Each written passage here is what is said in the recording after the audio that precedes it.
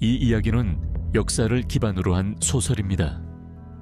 1장 그림자 속의 사내. 당신은 왜 그토록 박 대통령을 신처럼 섬겼습니까?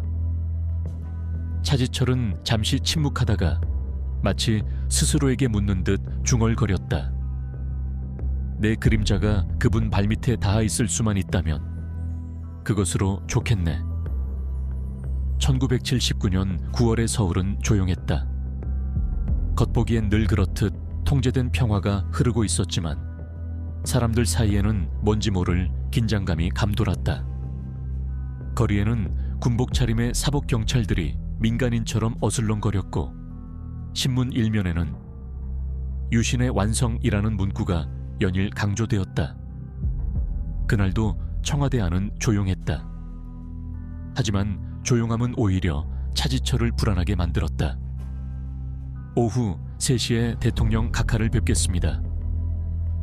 비서관의 목소리에 그는 고개를 끄덕이며 잠시 거울 앞에 섰다. 세심하게 빗어 올린 머리, 칼같이 다린 군복, 군번줄이 보이지 않게 숨긴 넥타이. 그는 매일같이 완벽한 모습으로 대통령 앞에 섰다. 왜냐하면 그는 알고 있었다. 그의 존재 가치는 오로지 충성에 달려있다는 것을. 차지철 육군 준장 출신의 경호실장은 박정희 정권의 마지막 방패였다. 1974년 유경수 여사의 사망 이후 그는 대통령 경호실장에 임명되었다. 그때부터 그는 박정희 곁을 떠나지 않았다. 아니, 떠날 수 없었다. 차 실장, 요즘 경제가 말이 아니오. 박정희의 목소리는 낮았지만 분명했다. 여공들이 거리로 나오고 있어. 부마 사태도 그렇고. 차지철은 고개를 숙였다. 각하, 제가 직접 정리하겠습니다. 당시 대한민국은 겉으론 고도성장 중이었지만 속으로는 불균형과 불만이 부글부글 끓고 있었다. 대통령이 밀어붙인 중화학공업 정책은 재벌 중심으로 불을 몰아주었고 부산과 마산의 대학생들과 노동자들은 하루가 멀다 하고 시위를 벌이고 있었다. 차지철은 그것을 불온 세력의 선동이라 믿었다. 각하를 반대하는 자는 대한민국을 반대하는 자입니다. 그는 그렇게 믿었고 그렇게 행동했다. 그날 밤 그는 대통령 관적 회의실을 나서며 벽에 걸린 태극기 아래 박정희의 흉상을 바라봤다. 그 눈빛 속에는 존경, 공포, 충성, 그리고 어쩌면 질투도 섞여 있었다. 청와대 뒤편 경호본부 숙소에서 그는 혼자 앉아 작은 수첩을 꺼냈다. 수첩 속에는 사람들의 이름이 적혀 있었다. 김재규, 정승화, 이후락, 심지어 박근혜. 누가 끝까지 각하 곁에 남을 수 있을까? 그는 혼잣말을 하며 김재규의 이름에 작게 주연이라고 적었다. 시대의 그림자 1979년 한국대한뉴스 제432편. 우리의 경제는 순풍의 돛을 달았다. 하지만 뉴스 속 번영과는 달리 현실은 삭막한 공포 정치였다. KBS 뉴스와 대한뉴스는 매일같이 정권의 성과를 외쳤고 서울역 광장과 시청 앞에는 확성기와 정영들이 항상 대기 중이었다. 여성들은 여전히 미니스커트 단속을 피해야 했고 대학생들은 강의실에서 건전한 사상 교육들을 받아야 했다. 이차지철은 그런 대한민국을 사랑했다. 깨끗하고 통제되고 질서 있는 사회. 그것이 박정희가 만들고 자신이 지키고자 한 나라였다. 그러나 그는 아직 몰랐다. 그 질서의 끝자락에 자신이 서 있다는 것을. 2장 충성이라는 이름의 족쇄. 나는 각하를 위해 죽을 수 있습니다. 차지철의 말에 박정희는 웃지도 않았다. 허나 실장, 죽는 건 누구나 할 수 있지. 살아서 나를 지켜야 하는 건 자네야. 1979년 10월 3일 경복궁 뒤편의 경호실 작전 상황실. 차지철은 새벽부터 전화를 받고 있었다. 부산에서 시민 수천 명이 거리로 쏟아져 나왔다는 정보였다. 경찰은 이미 통제력을 잃었고 대학생들이 시청을 점거했다는 보고서가 올라왔다. 이놈들 아주 기어올랐어. 공권력의 본때를 보여줘야겠어. 차지철은 이를 악물고 명령서를 작성했다. 가용병력 전원 출동, 최루탄 허가, 필요시 실탄 경고 사격도 검토하라. 참모들의 얼굴이 굳었다. 이건 계엄에 준하는 조치였다. 그는 항상 자신이 마지막 보루라고 믿었다. 그 신념은 유신헌법 발표 이후 더욱 견고해졌다. 차지철은 유신체제를 조국을 위한 철옹성이라 여겼고 박정희는 자신이 선택한 철갑 장수라 믿고 있었다. 두 사람은 하루에 최소 3번 이상 얼굴을 마주쳤다. 청와대 내부에서도 차 실장은 각하의 또 다른 자아라고들 했다. 그러나 최근 들어 박정희는 자주 침묵했고 차지철은 그 침묵 속에서 불안을 감지했다. 실장, 자네 요즘 너무 나간다는 소문이 있더군. 각하, 저는 각하를 위해서라면. 충성은 감정이 아니라 전략이야. 자네는 아직 감정이 앞서. 그날 밤 차지철은 서류 가방 안에 든 권총을 다시 꺼내 들었다. 콜트 45. 그는 손으로 닦으며 중얼거렸다. 이건 각하를 지키는 손이자 자존심이다. 시대의 음영, 1979년 부마민주항쟁 직전 인혁당 사건을 기억하라. 우리는 불순 세력을 용납하지 않는다. 중앙정보부 포스터 1979년 10월 대한민국은 균열로 가득했다. 서울과 부산의 대학교는 유신철폐라는 문구가 빽빽했다. 시장 상인들은 매출 급감에 불만이 폭발 직전이었고 고등학생들조차 친구의 머리를 장발단속 경찰에게 잘려가며 왜요?를 외쳤다. 유신 정권의 감시와 탄압 그리고 차가운 서울의 가을 공기는 시민들을 점점 분노로 이끌고 있었다. 하지만 그 분노는 청와대까지 도달하지 못했다. 아니, 도달했지만 왜곡되었고 무시되었으며 무시한 자의 손에 의해 봉쇄당했다. 청와대에서의 회의가 끝난 어느 날 밤 차지철은 박정희의 개인 서재에 불쑥 들어갔다. 각하, 중정 쪽은 너무 나약합니다. 김재규는 요즘 이상합니다. 박정희는 조용히 앉아 술잔을 기울이고 있었다. 모든 것이 변해. 충성도, 사람도. 자네는 그걸 견딜 수 있겠나? 그 말에 차지철은 아무 대답도 하지 못했다. 그는 대통령에게 충성을 바쳤지만 그 충성이 누구를 위한 것인지 헷갈리기 시작했다. 박정희의 그림자를 지키려다. 어쩌면 자신이 그림자 그 자체가 되어가는 것은 아닌가 하는 생각이 들었다. 3장. 공포의 정원, 총을 드는 순간 모두가 적이었다. 1979년 10월 청와대의 정원은 조용했지만 그 고요함 속에서 총구가 움직이고 있었다. 청와대 경내, 충무실이라 불리는 회의실. 여기서는 공식 회의보다도 더 은밀한 논의가 오갔다. 오늘도 차지철과 김재규 그리고 몇몇 고위 참모들이 조용히 자리를 지키고 있었다. 부산은 거의 폭동 수준입니다. 김재규의 말에 차지철은 피식 웃었다. 그깟 대학생 몇 명 때문에 나라가 무너지기라도 한답니까? 그 몇 명이 여론입니다, 실장님. 여론은 우리가 만든다, 김 실장. 정적. 두 사람은 대통령 앞에서도 자주 충돌했다. 그렇지만 이처럼 칼날처럼 날선 대화는 처음이었다. 시대의 풍경, 1979년의 민심 그의 가을. 서울과 부산의 거리에는 시위 포스터와 전단지가 밤마다 붙었다가 새벽마다 떼어졌다.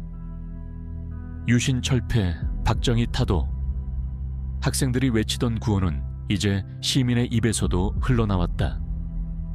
여의도에서는 5천 명 규모의 유신 반대 집회가 계획되고 있었고 경찰은 사복으로 잠입해 불온 서적을 단속하고 있었다. 중앙정보부는 이미 1,000명 이상을 불법 연행, 취조 중이었다. 그 혼란 속에서 박정희는 기민한 정보와 강경한 제압을 요구했고 차지철은 전면적인 강경 진압, 김재규는 내부 개혁과 대화를 주장했다. 두 사람은 대통령의 귀를 두고 치열한 심리전을 벌이고 있었다. 그날 저녁 청와대 정원, 가을 낙엽이 조용히 떨어지는 산책로를 따라 김재규가 걸어가고 있었다. 뒤따라온 차지철이 그를 불러 세웠다. 김 실장, 요즘 수상해. 당신 무슨 생각을 하고 있는 거야? 김재규는 대답하지 않았다. 대신 차지철을 똑바로 바라보았다. 실장님이야말로 각하를 사유화하고 있지 않습니까? 그 짧은 문장 속에 두 사람의 갈등이 응축돼 있었다. 차지철의 입꼬리가 경직됐다. 나는 각하를 지켜, 당신은 감시하잖아. 박정희는 두 사람을 번갈아가며 불렀다. 어느 날은 차지철에게 자네는 너무 충성심이 앞서. 정치는 그렇게 단순한 게 아니야.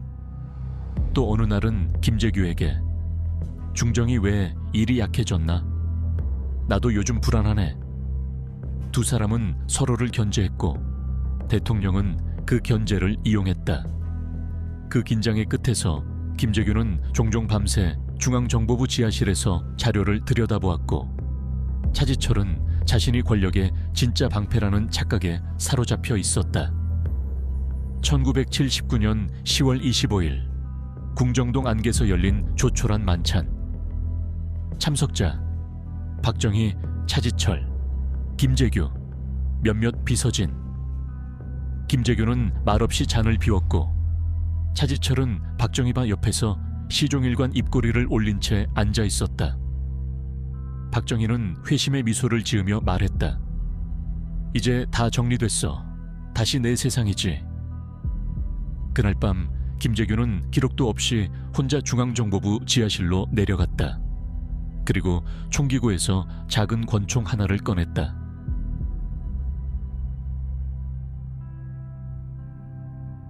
사장, 총성의 밤. 지금 아니면 기회는 없다. 김재규는 순간을 기다렸다. 차지철은 술잔을 들었고 박정희는 웃었다. 그리고 총성이 울렸다. 1979년 10월 26일 금요일 서울 궁정동 중앙정보부 안가. 바깥은 가을비가 내리고 있었다. 하늘은 잿빛이었고 나무들은 젖은 채로 흔들리고 있었다. 청와대에서 차로 10분 남짓. 그러나 이곳은 완벽하게 분리된 공간이었다. 권력자만의 은밀한 성체. 그날 저녁 만찬 참석자 박정희 대통령, 차지철 경호실장, 김재규 중정부장, 김계원 비서실장, 안재승 외무부 장관, 정승화 참모총장. 여기선 정치 얘기 안 하는 거 알지? 박정희가 웃으며 술잔을 들었다. 그러나 분위기는 묘하게 싸늘했다. 김재규는 말없이 앉아 잠만 비웠다. 차지철은 대통령 옆에 바짝 붙어 앉아 시종일관 경계의 눈빛을 김재규에게 보내고 있었다. 김재규는 속으로 중얼거렸다. 이대로는 안 된다. 지금 아니면 영원히 기회는 없다. 시대의 배경, 유신의 끝자락, 우리는 자유를 갈망한다. 박정희는 물러가라. 10월 부산대 시위 대자보 1979년 10월은 혼돈 그 자체였다. 부산과 마산에서 벌어진 민주항쟁은 계엄령으로 진압되었고 언론은 침묵했지만 민심은 들끓었다. 청년들은 민주화를 외쳤고 기업가들은 언제 경제가 무너질지 모르겠다는 공포에 떨었다. 이런 가운데 박정희는 여전히 유신체제를 고수했고 차지철은 그 체제를 영원한 보호막리라 굳게 믿었다. 김재규는 그것이 국가를 망치고 있다는 판단에 이르렀다. 중정부는 요즘 왜 이리 한심한가? 박정희가 말했다. 전국이 들끓고 있는데 실시간 보고도 없고 대응도 늦고. 실장, 자네도 너무 수동적이야. 김재규의 손이 술잔을 멈췄다. 그리고 조용히 말했다. 각하, 더 이상 국민을 적으로 돌리지 마십시오. 정적, 차지철이 일어나려 했다. 이게 지금 무슨 말입니까, 실장님? 앉아. 박정희의 한마디에 모두 멈췄다. 그러나 그 순간 김재규는 결심했다. 그는 조용히 자리에서 일어나 외부 전화실로 이동했다. 경비대장에게 명령을 내렸다. 비상대기, 전력 차단 준비, 모든 출입 차단. 그는 서랍을 열어 콜트 32 구경 권총을 꺼냈다. 이건 숙청이 아니다. 이건 혁명이다. 그의 눈은 이미 인간의 감정을 지운 듯했다. 20시 45분. 만찬이 이어지고 있었다. 김재규가 돌아와 조용히 자신의 자리에 앉았다. 잠시 후 그는 의자에서 일어나 차지철에게 총을 겨누었다. 네가 나라를 망쳤어, 이 자식아. 빵! 총성이 울렸다. 차지철은 비명을 지르며 쓰러졌다. 경호원들이 우왕좌왕하는 사이 김재규는 박정희에게 총구를 돌렸다. 잠깐의 정적. 각하. 박정희는 아무 말도 하지 않았다. 두 발. 대통령은 말없이 의자에 기울었다. 역사 메모. 총성의 의미 1979년 10월 26일. 박정희 대통령 피살. 피살 직후 청와대와 군부는 패닉에 빠졌고 김재규는 정의의 심판이었다 주장. 그러나 계획이 미흡했던 탓에 곧 체포되어 사형 선고를 받게 된다. 박정희의 사망은 단지 한 사람의 죽음이 아니었다. 그 총성은 유신 체제의 붕괴, 권위주의 정권의 몰락, 대한민국 현대사의 전환점이었다. 제5장. 그날 이후 총성은 끝났지만 싸움은 시작에 불과했다. 권력의 심장이 멈춘 그 밤 이후 대한민국은 다시 숨을 고르기 시작했다. 하지만 모든 진실이 드러나는 건 아니었다. 10월 27일 새벽. 서울은 아직 어둠 속에 잠겨 있었지만 군부와 중앙정보부는 이미 움직이고 있었다. 김재규는 안개서 곧장 자신의 중앙정보부 청사로 향했다. 그의 얼굴은 피로와 긴장 그리고 묘한 해방감으로 뒤섞여 있었다. 유신은 끝났다. 그는 자신이 민주주의의 문을 열었다고 믿었다. 하지만 그의 통제는 오래가지 않았다. 시대의 풍경, 권력의 진공 박정희 사망 직후 청와대는 철저히 봉쇄되었다. 차지철은 현장에서 사망하지 않았으나 병원 도착 후 사망.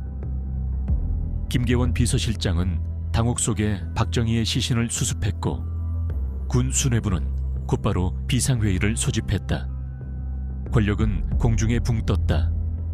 누가 이 혼돈을 수습할 것인가? 그때 등장한 인물이 전두환. 10월 27일 오전. 전두환 보안사령관은 조용히 움직였다.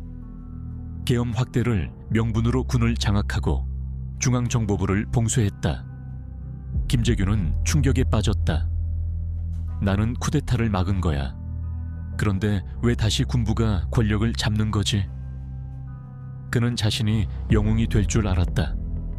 그러나 세상은 그를 반역자로 몰기 시작했다. 11월. 김재규 체포. 그의 재판은 언론에 공개되었고 재판 내내 그는 말했다. 나는 민주주의를 위해 박정희를 제거했다. 이건 쿠데타가 아니다. 국민이 진실을 알게 될 것이다. 그러나 법정은 냉정했다. 1980년 5월 24일 김재규는 사형 선고를 받는다.